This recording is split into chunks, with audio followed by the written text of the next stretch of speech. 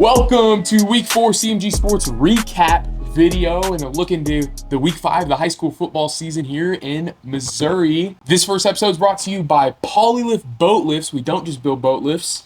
We build poly lifts. Let's go. You know it. You already heard it.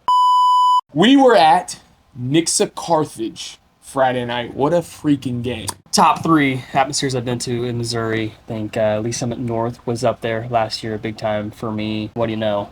Nixa was the other team that was there. Shout out Carthage. They're a legitimate Class 5 contender this year. They were number 3 in Class 5 going into this game. According to the state media, we had them number 12 pound for pound across the whole state. I think the loss dropped them from our pound probably. But, I think if they would have played the second half like they did the first half, they could have lost.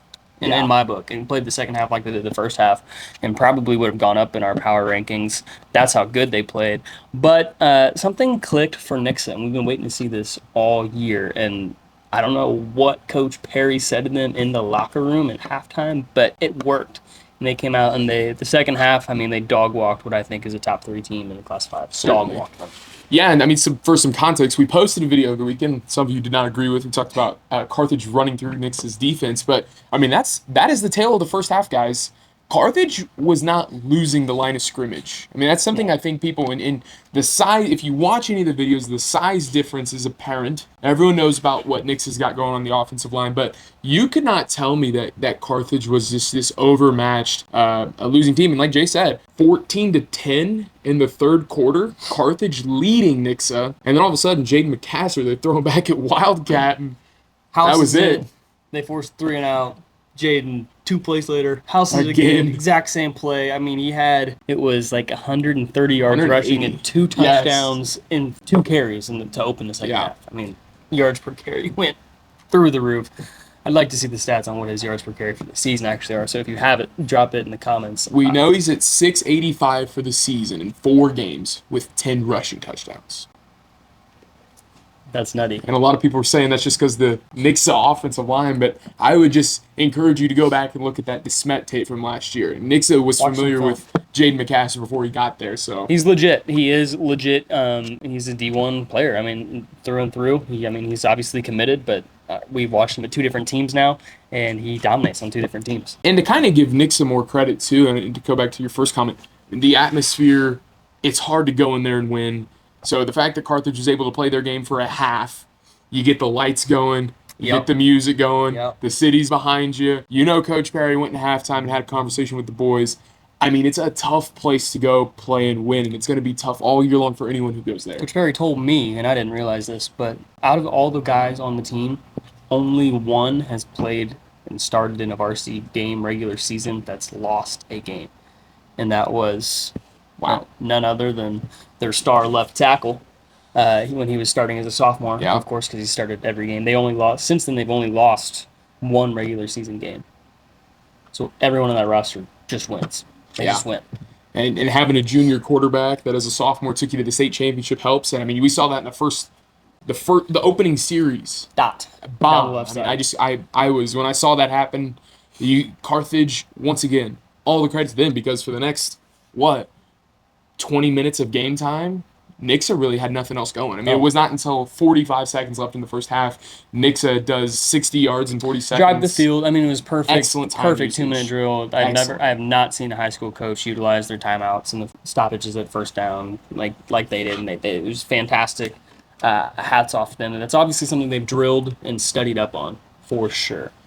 And credit to John Barrett. Like I said, you look at Nixa, and a lot of people, I think, are, we have Kansas City followers, we have St. Louis followers, and a lot of people say, hey, Kansas City football this, St. Louis football that. If I had an opinion on it, I would say Coach K-Dub last year at Luther North was the only coach I've seen have the control of a team in a situation the way I see John Barry does. Certainly. And K-Dub is no longer coaching high school football for a good reason, I would say. Shout out.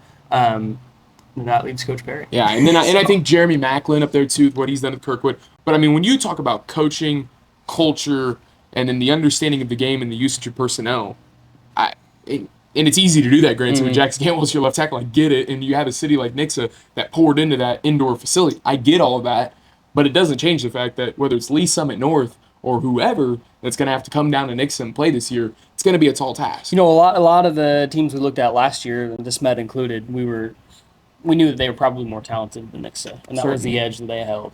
But they probably weren't going to have the chemistry Nixa had. They probably weren't going to have the coaching Nixa had. Now Nixa has that talent. I mean, they have one of the most talented rosters in Missouri. I need to study up on CBC a little bit more because obviously they have something crazy going this year. But I don't think very many teams, if any, are going to have the talent edge over Nixa, and combine that with the coaching. It's going to be really cool to see. They don't play a team with a winning record for the remainder of the year, so I think they're just going to be able to clean things up. The first 4 weeks of their schedule were the hardest. I think they're going to be able to clean things up the rest of the year and make a playoff run. And I'm looking forward. CBC, Nixa, they're on the opposite side of the bracket, right? That's going to be the state championship. My official state championship prediction: CBC versus Nixa. And we're looking forward to it. I think we'll probably, it's very similar to last year when this Met was in the championship. There's probably 15 D1 players that are going to go on to play D1 ball that played in that game. The number might even be higher this year. I'm looking forward to seeing it. CBC, all credit to CBC, and we'll talk about this more in the power rankings, but they have more players in the top 25 in the state of Missouri for recruiting this year outside of Platte County. So, one, credit to Platte County being a Class 5 public school to do that, and Rocco and all of them. But, CBC's loaded. Sadly, DeSmet is not putting it together this year, and that made that game. I think they went in and took care of business. So, we'll talk about that in a second. I've said it once. I'll say it a million times. It's either a CBC year or a DeSmet year out of St. Louis, and this year is definitely a DeSmet year, or a CBC year, rather, 56-14 is the score. It's insane. So credit to them, but we'll take a break. Let's come back. Owning a boat is an investment, but the bigger investment is how you take care of your boat. And the number one most important part about taking care of your boat is having a great boat lift to make sure that your boat's life is maximized and it stays safe. There is no one better than Polylift Boat Lifts to take care of your massive investment today. Polylift Boat Lifts, we don't just build boat lifts, we build poly lifts. Check out their used lift selection right now and get your hands on one of the top of the line boat lifts at polylift.com. Welcome back. Power rankings going into week 5 of the Missouri high school football season. We're going to, after this week, give our official midseason state championship predictions. Jace has kind of alluded to his Class 6 one. So, we're starting to kind of see where the chips fall. We still technically only rank 12 teams. We do that on purpose. We want to do 10, and we want to see the 2 teams that we think are right there. But, it's undeniable in the state of Missouri when there's almost 300-400 teams that obviously some people feel left out. It's getting tough. A lot of teams are making it really hard to do these rankings. Top 6, I think. Well, we'll get there, but you could have them anyway. Yeah, truthfully. And then we have about 5 teams right outside of that top 10 that are all 5 incredible teams, and we could see all of them making state runs. So let's, I guess, get right into it. The ones we have kind of sitting on the outside looking in, Liberty has been everyone's favorite this year that we have not ranked yet. 4-0. Their schedule's been... I think that's the only thing holding them back right now. That's where we're at right now with a lot of these teams, too. Not just Liberty. That, and we have to look at last year a little bit for some of them. Yeah. Liberty didn't show out as much as some of these other teams last year that we felt like we had to put them above. So we got Liberty, and then my favorite unranked team currently is Jackson. Jackson got affected similar in the way that CBC is, with Cardinal Ritter not looking super great, but then you see CBC play to Smet, blow them out, and that Cardinal Ritter loss doesn't look near as bad. And then Jackson, how many people did we have in our comment section saying Farmington was going to give Jackson the work this week? Where was that at? It wasn't on the field. So maybe it was basketball. In our comments. Yeah, it was in the kids. In our comments. You're spending more time in the comments than you were on the dang football field. But I think that's because Jackson's and a lot of people are mad because Farmington, number 10 team in Class 5, all the flowers to them. But Jackson is a machine this year, and it's another one that I can't wait to see later in the season. Obviously, Central, we've had Central Jackson on our schedule. That week's a packed week. We don't know where we're going yet. We'd love to get down to Cave. That's one we really want to go to. But CBC versus Jackson in the future, that could be crazy. Wicked matchup coming out of there. And I think that's a team that could sneak up on the CBC. If they're looking past them at all, then I think Jackson can really give them issues. One of my favorite teams that hasn't cracked that top 10 yet might be receiving votes, Webb City. Ooh, why is that? Why is that? Give me that. They have the historical prestige. We know how great Webb City has been. They're 3-1.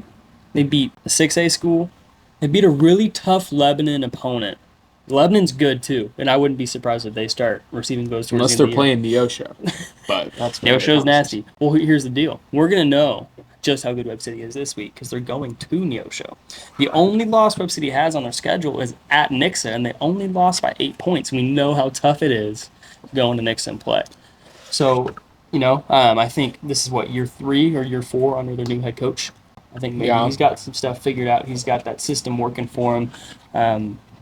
Web City is one I'm keeping my eyes on for the rest of the season, especially if they go to Neosho and win, and then they have Republic at home. If they win those 2 games, They're in the top 10, they're no doubt. that's I an don't doubt incredible team. So, and then they finish the season at Carthage and at Joplin.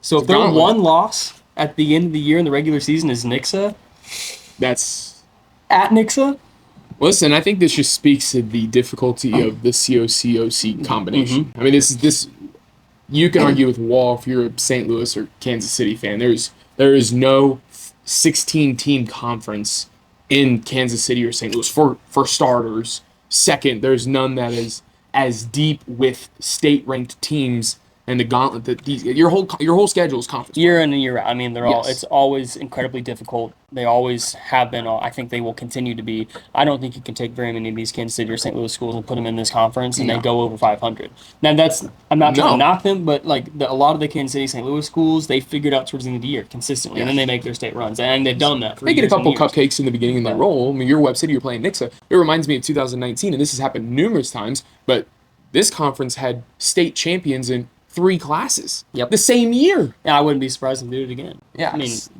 not gonna be surprised if Nixa wins. I wouldn't really be surprised if Web City wins. Neosho's tearing up, Republic. Republic's playing like crazy. So Carthage still looked great I mean, you at the got end a of bunch it. of teams in there. You got a bunch of teams. So My next pick, kind of favorite that we don't, and I'll kind of lump them together. It'll be Lamar and Cardinal Ritter Yep. for the same Yep. reason.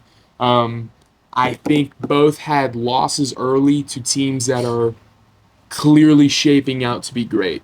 And Lamar's lost to McDonald County, to McDonald County, and then Cardinal Ritter's lost to CBC. I think both look a lot better on paper. Obviously, McDonald County lost this week, but to another Class 4 state-ranked team in Nevada. So I'm not holding that against McDonald County's strength as a team when you're talking about and small McDonald school Lamar. County in themselves should probably be in that conversation. Yeah, very true. They I mean, need we're to talking a maybe lot of receiving depth. votes. And so Lamar is a small class to go up and play. And then same with Cardinal Ritter. I mean, they are talented, and I think we harshly graded their CBC loss because you don't see Cardinal Ritter lose by double-digit scores often. So I think that was kind of the shock and awe. But as Jace alluded to earlier, this could just be CBC's year, and if that's the case, then God rest everybody else. Class 5 is going to be a gauntlet with Cardinal Ritter too. The common theme is how deep Class 5 I think really is, and in Class 6 certainly has a lot of great teams, but Class 5 has got a lot of teams in it. And would you be surprised if Lebanon got it figured out later in the year? Would you be surprised if Kirkwood, who now is in Class 5, They're got it sticking rolling? to some teams. Yeah, I mean, Class 5 is going to be There's very few easy outs in Class 5. I think you have some teams that maybe are clearly a little bit better, but even though they're a little bit better, they're objectively a better team, doesn't mean that these other teams are easy outs or easy games. And you can have there's going to be some dog fights in the Class 5 state championship tournament. I'm super pumped to see it. All that to go to Platte County and lose by 50. Right? Right. I mean, that's... So, I mean, I don't know. Class 5, we'll see. And the funny thing is if you're a team that makes the state, I don't think you're going to lose. I don't think any team's going to show up and face Platte County after potentially knocking off a Cardinal or potentially knocking off a Webb go in there. or Carthage or Republic or it's whoever. a gauntlet. I mean, like you're I not said, going to be scared by the time that you get there. schedule you though. roll through Yeah. on the other side, you got to feel good about yourself. Yeah, I agree. So I agree. And Platte's got a tough schedule. I mean, to get there, Yeah. I trust him. God, I trust him, but it ain't gonna be easy for him to get there. Rockhurst, I think, and then we're gonna move into Rockhurst is right there. I mean, Rockhurst is probably our first out. Close. We were thinking about putting them in this week until same conversation with Liberty. Yeah, it's the yeah, exact they same are. thing. And the issue is, and we'll say this again, when your strength of schedule is Staley, who's looked really inconsistent this year, versus someone like Republic, whose only loss is to Nixa, but you've blown out every other team, including Class 6 schools, etc. You get into this crapshoot of what is power ranking mean, and that's why it's tough. You're a Class 6 fringe school to why are you better than CBC right now? And then you got Republic, who's been really good since that home opener loss against Nixa. Which great. They really played tough. Yes. I thought they looked like the better team. Nixa just had the ball rolled their way. And I think right now Nixa would beat them pretty bad. But in that moment, I think Nixa's talent won that game. But Republic is a put-together team. They have a really good quarterback, really good running back, and great discipline up front. And great coaching. Okay, power rankings. One criteria only. I don't want to hear about it in the comments. We have one criteria. Team A and Team B were in the same class, same roster size, same funding, same facilities. Who beats who in a neutral field? Right? Pound for pound.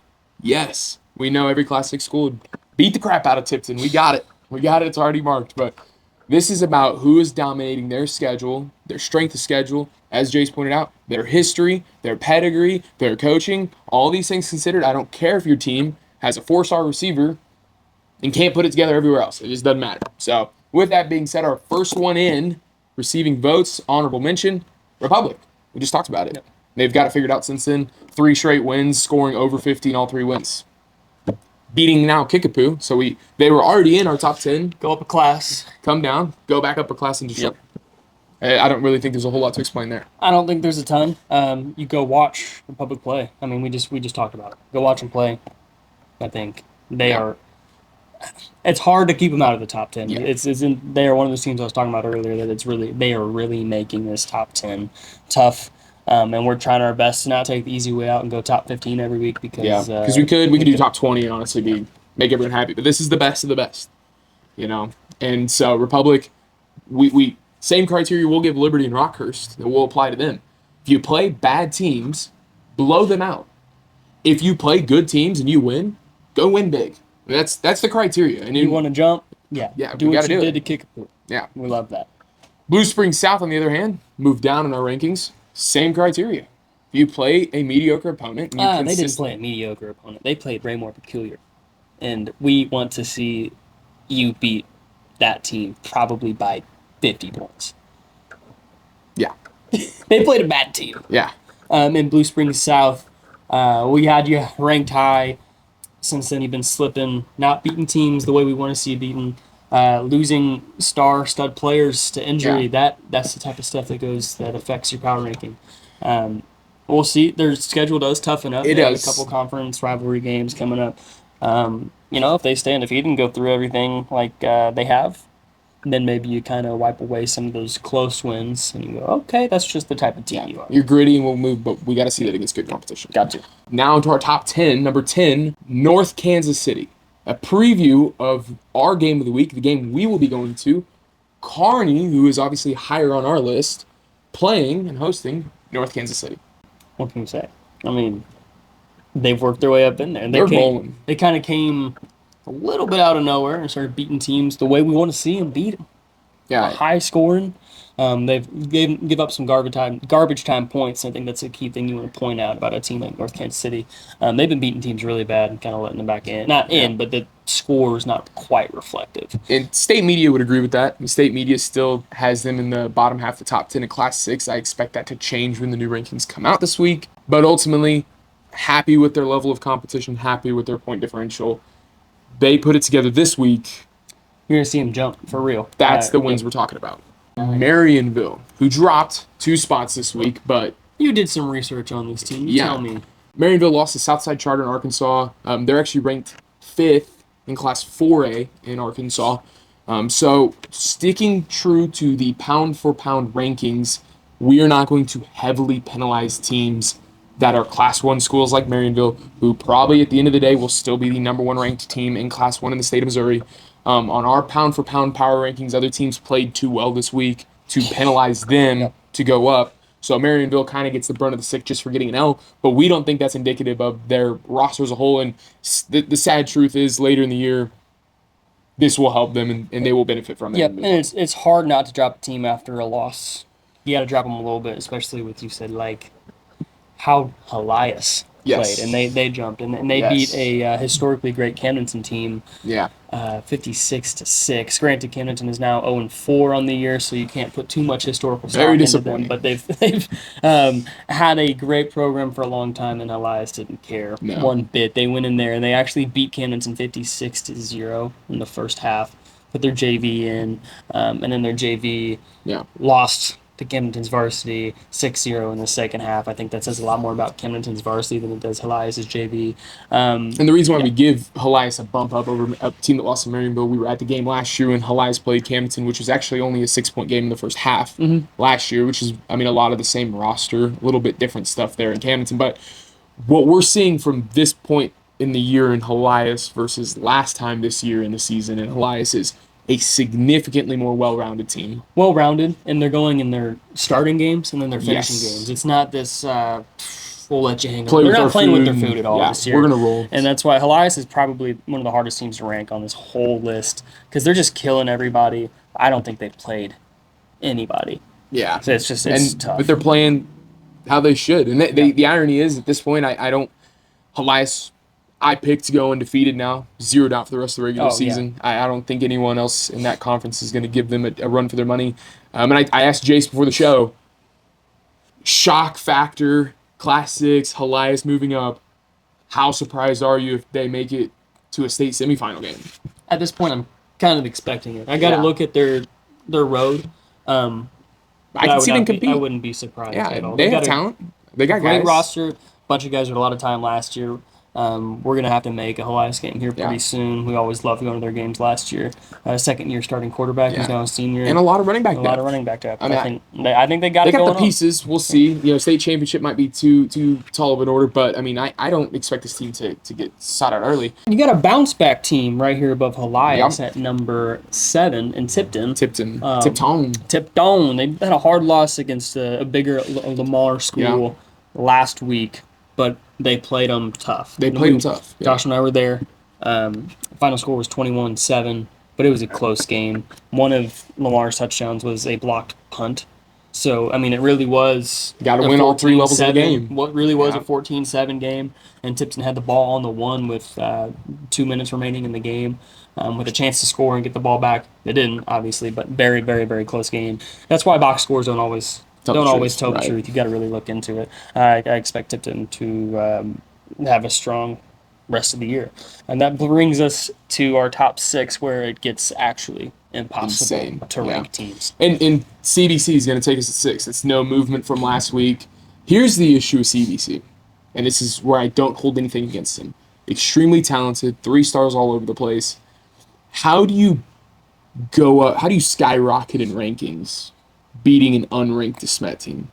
And let's not sugarcoat it. Yes, we know it's DeSmet. Yes, we know it's state ranked. Yes, we know Titan Davis. Yes, we know the talent they got over there. Yes, we've seen the ring. Yes, we've watched them play. We know all that. They're 1-3 now. And they've looked bad. And they had a really strong start.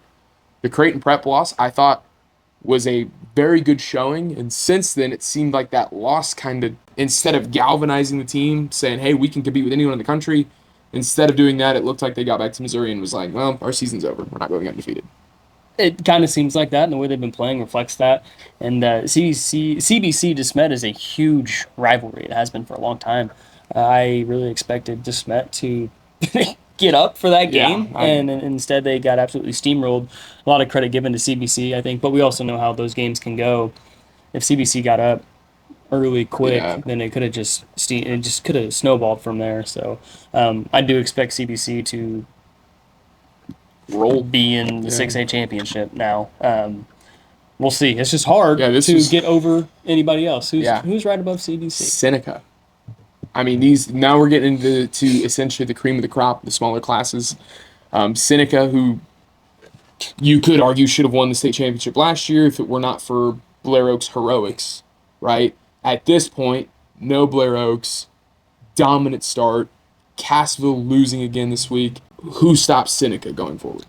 I don't know. I don't see it happening. Seneca's been tearing up everybody. I mean, they haven't. They've been beating the brakes off of teams, and it seems like they are back for vengeance from last year. And that might have been my favorite state championship game to watch last year. just of how tightly contested it was, how great the crowds were. I hope Seneca makes it back there again this year because getting to interact with their crowd and seeing the band that they Absolutely. brought, the chants that they brought, it was awesome to see. And they seem to be on the same page as me in terms of they want to get back there. I think they will. And then and another team I think that wants to get back there, the next team on our list, Nixa.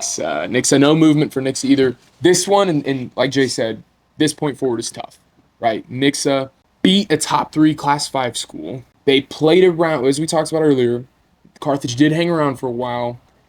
Final score says Nixa destroyed them. Granted, there was a garbage time touchdown by Carthage at the end. I get that. Well, it was they dominated them for one quarter of Yes. football. Granted, it was the best quarter of football we've Seen Nixon's Nixa probably play all played. year. I mean, if they peak like they find a way to play that football, I don't think anyone in the state's beating them. But that's a really hard game of football to play at that high of a level. With Nixa, the only thing that you can hold against them is we haven't seen them beat teams as bad as they like. I mean, you saw Webb City hang around. Yeah. You saw Republic hang around for a long time. And You saw Carthage was winning in the third quarter. Winning, until the second drive of the third quarter. So, I mean, as dominant as we have seen Nixa be able to be, until they put that on nonstop, it's hard to move them above a team like Kearney. Kearney this week, our number 3 team in the state, has got their hands full. I think Kearney has taken care of business. We really liked the Smithville win. Convincing. But this game is the game. If we talk about this all the time, what's the keys to moving up? If the top 3 is going to shake up this week and probably going forward, obviously you're looking for someone to tumble, or you're looking for a team like Kearney, top Class 4 school, to go and beat the crap out of North Kansas City, ranked Class 6 opponent. Kearney's got every opportunity this week to have a signature win and solidify themselves for the rest of the way in Class 4. And I think they're going to do it. I mean, we're going to pick our games here in just a little bit for what we think this week's going to be, but this is certainly one of the games of the week for us. And I have Kearney picked. I haven't finalized my score prediction yet, but I think that Kearney's probably Joshua's favorite team. I'm sure he'll tell us about it when we get into the pick'ems. But honestly, I think they'll do it. And they have to win because the top 2 teams that we have left, Platte County, number 2, who, what is there to say about Platte County? I really don't. We talked about this, I think. The only thing you can say about Platte County is they've been beating teams that are bad. But they've been beating bad teams really handily. Starters are only playing 2.5 quarters, and they're just beating the brakes off of them. And I would look for them to play the rest of their season like that. And then, honestly, like I said, we talked about earlier, if we see Kearney go blow out North Kansas City and Platte County play, not to Platte County's fault, but to play another cupcake team, I mean, that's the type of win that will lead to Platte County falling a spot, That's sadly. the only thing that can happen. I mean, Kearney has to beat North Kansas City school bad, and then we have to look at Platte County and maybe see that they only won by 30 and they played their starters the whole time. That's what you're looking against at Platte County. Because the reason why Blair Oaks is number 1, just ridiculous, is because they were Class 2 and they beat the number 1 team in Class 4 handedly. Yeah. I mean, and Blair Oaks has looked the best by far, any team, any class, anywhere in the state of Missouri. And in that game against the Lutheran North, the reigning state champions, with the exception of 2 plays, Blair Oaks beats them by even more. I mean, and you're talking. And since then it's not been. I mean, you get into Tri-County Conference play. Schoolie Osage, who was receiving votes in Class 4, once again, Blair Oaks Class 2 playing up to these ranked and ranked Class 4 teams. Osage, who just hung 60 on Eldon last week. I mean, that's a good team, and they suffocated their offense. I mean, Blair Oaks is just going to do that all season long. I think what you see in the top 2 teams as well is 2 rosters that we got a really good look at last year in the state championships that are relatively unchanging. Yes. A lot of returners. Blair Oaks has 9 guys coming back on their defense that started for them last year. 9 people. That's a lot. It's a big number. Only 2 people did they graduate from their defense. And Platte County, very, very similar in the way that their leading receiver, rusher, quarterback, all that talent has returned. 3 of our top 4 teams, 2 of which were state champions, obviously Nixa state runner-up, are all returning their all-state quarterbacks. We talk about a recipe for success in high school football. Kearney as well, returning 2 starting defensive linemen, 3 stars, twins. Going North Dakota. This top 10 is going to shake out to be fun. It's a great year in high school football in the state of Missouri. And because of that talent, because of the teams we got, I mean, you're seeing these teams go out of state and play really close or beat a lot of really good teams from surrounding states. When are we going to start talking about Missouri high school football on a national level? Because I think the disrespect's insane. It is, and it's time to change that. I think we got great group of teams this year to kind of make some noise and a bunch of great players that are going to play at the next level and shine light on that. So with that, that is our power rankings. We'll be right back. Are you in the market to buy a brand new RV or potentially trade in and sell your old camper? Look no further than Carthage, Missouri. Go ask Sean and he'll take great care of you down there at Colaw RV Sales in Carthage, Missouri. Visit colawrv.com today. Thank you guys for watching our Week 4 Power Rankings, updates, and recap. We will be at Kearney, North Kansas City this Friday, so expect a lot of content and videos from there. We'll do a recap of that Monday, as well as a game video recap that will be also on our YouTube. Please leave a comment. Let us know what you think we messed up on. Remember, we only know ball. If you're going to argue with us, let us know why you think we're wrong, and we'll tell you why we're right. Student section beefs coming back. We'll get that added to the show and do a live show with them in the new studio, as well as going over what we think our games of the week are and more in-depth previews of the power rankings. So as always, like, follow, share, send it to all your friends, clown us. We'll come right back at you. So we appreciate it, guys. We appreciate all the support. We'll see you next week.